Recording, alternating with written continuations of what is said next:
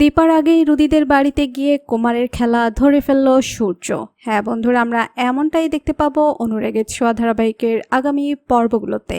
ওই গোপন ডিভাইসটা হাতে পেয়ে কুন্তলা কুমার সেনগুপ্ত বাড়িতে দীপাকে একের পর এক অপমান করে দীপাকে ছোট করে সোনাকে নিয়ে নিজের বাড়িতে চলে আসে এবং কুন্তলা কুমার সোনাকে মারধর করে, সোনাকে অত্যাচার করতে থাকে।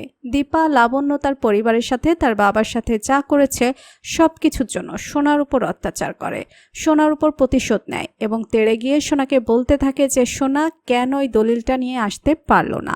সোনা খুব ভয় পেয়ে যায়। তবে রুদিও থেমে থাকে না।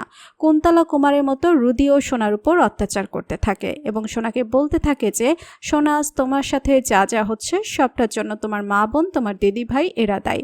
অন্যদিকে রেস্টুরেন্টে বসে কিন্তু দীপা রূপা সবই ওই ডিভাইসটার মাধ্যমে শুনতে পায়, তবে সব কথা স্পষ্ট শুনতে পায় না। দীপা কিছু কথাও অস্পষ্ট রয়ে যায় এবং সূর্য ওই রেস্টুরেন্টে চলে যাওয়ায় দীপার কোনো কথাই শুনতে পায় না। তবে সূর্য দীপাকে বুঝিয়ে দেয় দীপা যা ভাবছে, যা করতে চাইছে তা যেন দীপা সফল করে এবং দীপা যেন প্রমাণসহ এবার সকলের সামনে হাজির হয়। সূর্য রেস্টুরেন্ট থেকে বেরিয়ে সোনার কথা ভাবতে থাকে।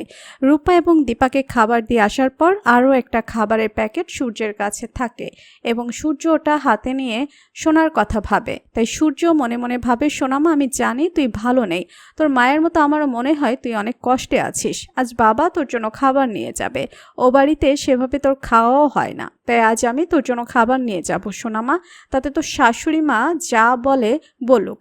সূর্য সোনার জন্য খাবার নিয়ে রুদিদের বাড়ির দিকে যায়। অপরদিকে দীপা ওই রুদির বাড়াবাড়ির সবটাই শুনতে পায় ডিভাইসটার মাধ্যমে। তাই দীপাও সোনাকে রক্ষা করার জন্য রূপাকে সাথে নিয়ে বেরিয়ে পড়ে। তবে দীপার আগেই সূর্য কুন্তলা কুমারের বাড়িতে পৌঁছে যায়। সূর্য ড্রয়িং রুমে দিয়ে ঢুকে পড়ে, কারণ ড্রয়িং রুমে সূর্য কাউকেই দেখতে পায় না। ভাবতে থাকে যে কোথায় সবাই, সোনামা সোনামা করে ডাকলেও কেউ বুঝতে পারে না।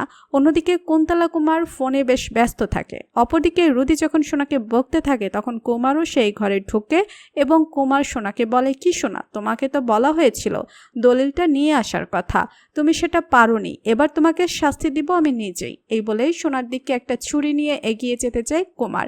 আর ঠিক তখনই ওই ঘরের মধ্যে ঢুকে পড়ে সূর্য এবং সূর্য কুমারের খেলা হাতে নাতে ধরে ফেলে। তো বন্ধুরা, তোমরা এটাই চাও তো যে এভাবেই যেন দীপার আগেই সূর্য রুদিদের বাড়িতে ঢুকে কুমারের খেলা ধরে ফেলে? কমেন্ট করে জানাতে ভুলো না। অনুরাগের ছোঁয়া ধারাবাহিকের আগামী পর্বের আপডেট পেতে চ্যানেলটিকে সাবস্ক্রাইব করে রাখুন। ধন্যবাদ সবাইকে।